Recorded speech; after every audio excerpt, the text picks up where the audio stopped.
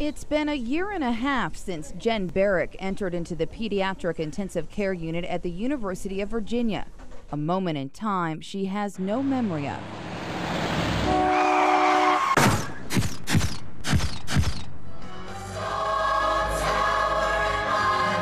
The night of November 5th, 2006 started out on a high note.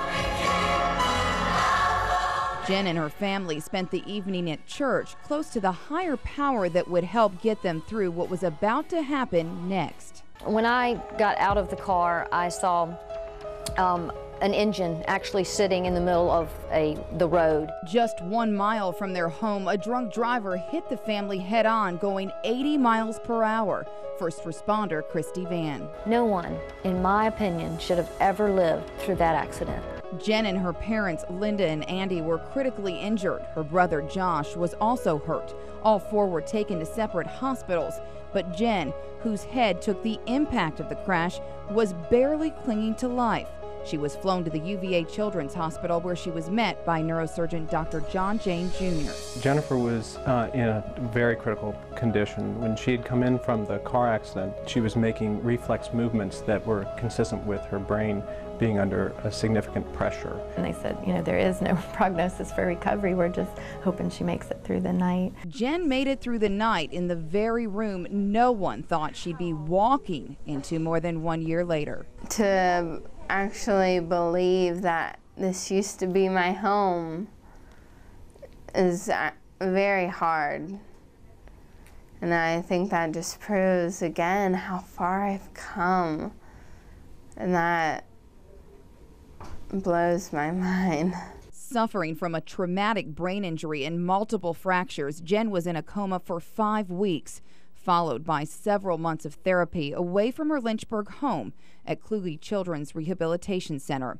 And her parents couldn't always be by her side. They were battling their injuries from wheelchairs.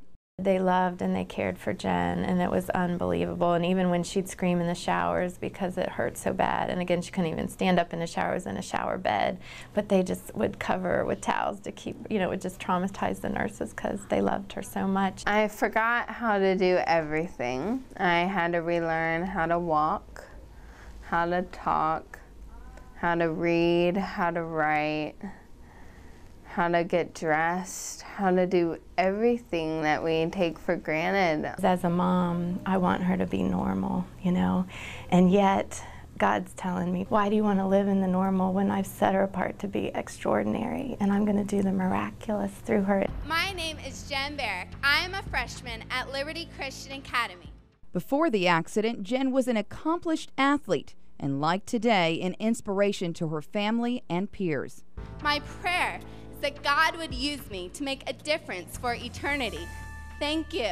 On this day, the 15-year-old had no idea that making that difference will begin just months later, on a road not far from home, traveling down a path of uncertainty and hitting many roadblocks along the way, but touching so many at every stop, making her the UVA Children's Hospital's comeback kid. To be picked as the comeback kid, that just made me realize, wow, my story must really mean something to them. Thank you for being patient.